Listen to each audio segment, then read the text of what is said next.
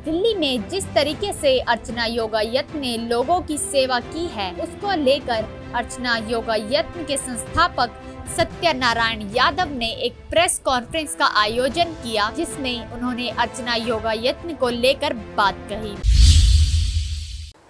हमारा आज के प्रेस कॉन्फ्रेंस का उद्देश्य है कि अर्चना योगायतन एक ऐसी एनजीओ है जो योग एवं प्राकृतिक चिकित्सा के प्रचार प्रसार के लिए देश के अनेक उन क्षेत्रों को चुनती है जहां पर ना कोई सरकारी, ना कोई एनजीओ, ना कोई और व्यवस्था से लोगों को योग सीखने का अवसर मिलता है, ना प्राकृतिक चिकित्सा के बारे में बताते हैं। तो हमारी परिपाटी रही है पिछले 21 वर्षों से कि हम जो वंचित प्रदेश है, वंचित स्थान है, उन पर ज़्यादा फोकस किया जाए। लेकिन उसके अलावा हम लोग महानगरों में भी, छोटे शहरों में भी, गाँवों में भी, संस्थाओं में भी, आर्मी के लिए, बैंकों के लिए, होटल हॉस्पिटल्स के लिए हम लोग योग सिखाने का काम करते रहे हैं। सेमिनार हम विश्वविद्यालय में, स्कूलों में, कॉलेजेस में भी करते रहे हैं। तो हमारा उद्देश्य है कि वर्तमान परिस्थिति में, लॉकडाउन की स्थिति में, जैसे आजकल योग हम खुले मैदान में नहीं कर सकते, पब्लिकली नहीं कर सकते, भीड़ में नहीं कर सकते, तो हम लोग कैसे करें, क्या करने की योजना है, क्या करना चाहते हैं। मैं चाहता हूं कि आप लोगों के माध्यम से पूरे देश की जितने भी एनजीओ हैं या योग केंद्र हैं या संस्थाएं हैं या योग प्रचारक हैं, वो लोग हमारी तरह से काम करें तो जनता को बहुत लाभ मिलेगा। योग कितना जरूरी है हमारी रोजाना जिंदगी के लिए, उसको देखते हुए क्या कुछ कहा, सुनिए। लॉकडाउन में हमने जैसे ही ये मालूम हुआ कि हम योग नहीं सिखा सकते पब्लिकली या भीड़ में, तो हमने देखा कि हमारा काम तो है जनता की सेवा। तो जनता को कैसे हम सेवा कर सके, तो केवल हम लोग योग और प्राकृतिक चिकित्सा ही नहीं सिखाते हैं, उसके साथ साथ हम लोग पर्यावरण को कैसे सुरक्षित रखा जाए, जैसे नदियों की सफाई, पेड़ों को लगाना, और लोगों को जो ज़रूरतमंद है, भूखे लोगों को भोजन देना, या जो बीमार लोग हैं जिनको कोई दवाई या कोई सहायता नहीं कर सकता, उन क्षेत्रों में जाकर के हम लोग चुनते हैं उस एरिया को, उस क्षेत्र को, उन लोगों को, तब उनको कैसे जागरूकता पैदा करते हैं, उनको सैनिटाइज़र देते हैं, उनको फेस मास्क देते हैं, उनको भोजन देते हैं। अभी हमने जब से लॉकडाउन शुरू हुआ है, पिछले साल से ही हम लोग जो भी भूखे लोग हैं, जहाँ तक भी हम हो सकता है, एक हम किचन चालू किए हैं। उसका उद्देश्य यह है कि उनके बीच में हम जाकर खाना देते हैं, वहीं बनाते हैं, ताज़ा भोजन मिले और उनके स्वाद के अनुसार मिले। उनको हम शामिल भी करते हैं कि कितना नमक, कितना मसाला, कौन सा भोजन चाहिए, खिचड़ी चाहिए, दलिया चाहिए, सब्जी चाहिए, चपाती चाहिए, पूड़ी सब्जी चाहिए, खीर चाहिए, जो मांगते हैं हम लोग वही बनाते हैं हर रोज़ बदल के। लेकिन कहीं ना कहीं हम लोग भोजन 200 से 300 लोगों को ज़रूर देते हैं। इस किचन का उद्देश्य है कि एक तो मैं आलोचना नहीं कर रहा हूँ, लोग पैकेट में खाना देते हैं, कुछ गाड़ी में बच गया तो दूसरे दिन भी वही गलती से बांट देते हैं।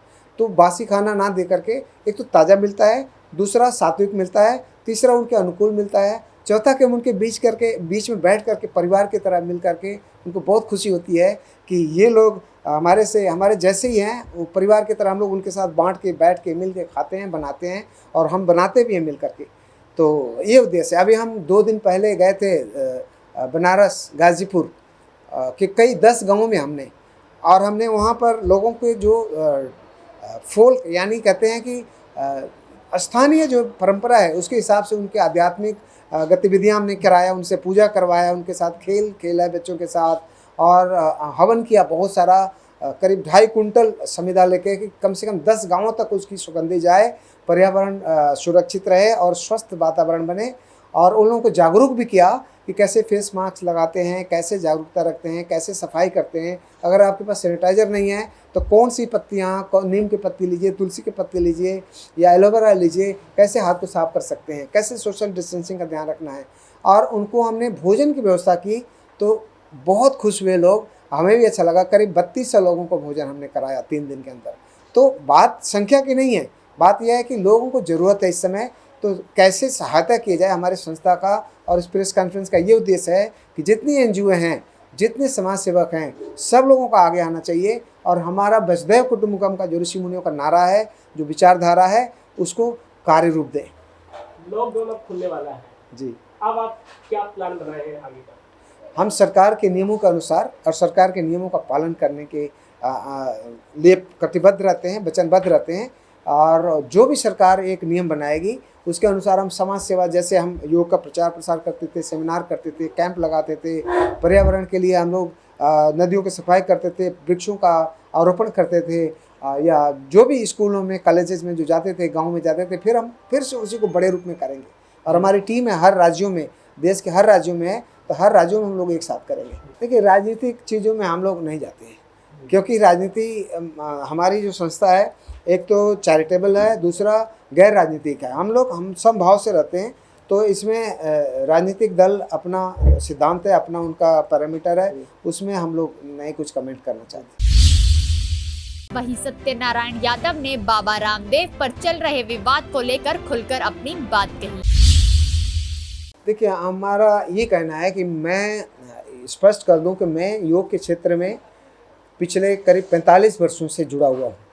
पहले मैं विश्वातन योगाश्रम में जाकर स्वामी धीरमचारी जी का जो संस्था थी, उसका पहला नाम था विश्वातन योगाश्रम। उसकी शाखा थी जम्मू कश्मीर में, एक शाखा थी मानतलाई में, और बहुत सारी शाखाओं में हम एक सीनियर पद पर थे और योग के लिए समर्पित लोग थे। हम लोग योग को जीवन में उतार करके जीते हैं। हम लोग केवल हम किताबी बातें नहीं करते हैं। तो इस नाते हम लोग आयुर्वेद, योग और प्राकृतिक चिकित्सा के साथ हम लोग भावनात्मक रूप से जुड़े हुए हैं। और उसके साथ जो हम लोग का अनुभव है वह यह है कि इसके जैसा कोई चीज़ हो नहीं सकता। इसलिए कि हम आलोचना नहीं करना है कि एलोपैथ खराब है या दूसरी थेरेपी खराब है। हमें हर थेरेपी का सम्मान करना है, चाहे वो स्वास्थ्यकर्मी हो, चाहे चिकित्सक हो, चाहे समाज का कोई भी वर्ग हो। हर थेरेपी का एक अपना महत्व है, अपना योगदान है। और हम लोग आपस में इस तरह की संकीर्णता के साथ विवाद करेंगे कि कौन छोटा है कौन बड़ा, तो इससे समाज का नुकसान होगा, लोगों का। क्योंकि जनता या रोगी तो इनोसेंट होते हैं, उन्हें हमें सबको मिल कर के सहयोग देना है, चाहे कोई भी थेरेपी हो। मैं आप लोगों के माध्यम से सभी चिकित्सकों से मैं स्वामी रामदेव जी की तरफ से मैं क्षमा चाहूँगा, क्योंकि स्वामी रामदेव जी की भावना को समझें। मैं उनका पक्षधर भी नहीं हूँ, विरोधी भी नहीं हूँ, लेकिन योग के एक योगी होने के नाते, एक आयुर्वेद के मर्मज्ञ होने के नाते, और उन्होंने जो योगदान दिया है समाज के लिए, विश्व के लिए, वो कोई भी अनदेखा नहीं कर सकता। चाहे उनकी भाषा अनुचित थी डॉक्टरों के लिए या स्वास्थ्य कर्मियों के लिए, मैं उसके लिए ज़रूर कहूँगा कि भाषा को छोड़ दिया जाए, उनके शब्दों को छोड़ दिया जाए। उन्होंने खुद बाद में माना भी कि हम स्वास्थ्य कर्मियों की, चिकित्सकों का सम्मान करते हैं, और उनके खुद योग ग्राम में या पतंजलि में बहुत सारे अनेकों डॉक्टर्स काम कर रहे हैं। तो मैं ये कहना चाहता हूँ, मेरा भी यही विचार है कि आधुनिक चिकित्सा पद्धति, जिसको एलोपैथ कहते हैं खासतौर से, उसका एक जो भूमिका है कि इमरजेंसी में चोट लग जाए, एक्सीडेंट हो जाए, या कोई इमरजेंसी में है, किसी को फैटी लीवर है, अस्थमा का अटैक पड़ जाए, या ब्रेन हेमरेज हो जाए, हार्ट अटैक हो जाए, या कुछ भी इस तरह का, किडनी फेल हो जाए, तो उसमें हम आधुनिक चिकित्सा पद्धति के भूमिका को महत्व देते हैं। और हम सलाह भी देते हैं कि आप चिकित्सक के शरण में जाएं और जो उनके अनुसार आप कार्य करें और चिकित्सा लें। लेकिन जो योगियों की, ऋषि मुनियों की जो प्राचीनतम विद्या है, उसके बारे में मैं जोर दे के कहना चाहूँगा। इसमें मैं स्वामी रामदेव जी का पूरा खुला समर्थन करना चाहूँगा कि उनके सिद्धांतों का, उनके विचारों का, कि हम अहंकार के साथ नहीं, विश्वास के साथ कहें, और बल्कि हम ये चाहते हैं कि अगर आयुर्वेद को हम अनदेखे भाव से या पिछड़ेपन के भाव से देखें, या प्राचीन पद्धति, जैसे कहते हैं हवाई जहाज़ के ज़माने में बैलगाड़ी से कैसे चलना है, ये बातें निकाल करके, इस भावना को निकाल करके, आज जहाँ भी आयुर्वेदिक सेंटर है, प्राकृतिक चिकित्सा केंद्र है, योग केंद्र है, वहाँ पर हम देखते रहे हैं कि हमारे देश के लोगों से ज़्यादा विदेशी लोग, बुद्धिजीवी लोग, वैज्ञानिक लोग, चिकित्सक लोग, हमारा एक सेंटर था सिरता बिहार में, वहाँ जितने भी अपोलो हॉस्पिटल के डॉक्टर्स होते थे, उनके परिवार के लोग नियमित रूप से चिकित्सा लेने आते थे। अंतर्राष्ट्रीय योग दिवस को लेकर सत्यनारायण यादव ने सरकार से क्या गुजारिश करी, देखिए। योग दिवस एक भारत के लिए एक शान की चीज़ है, एक गौरव की चीज़ है।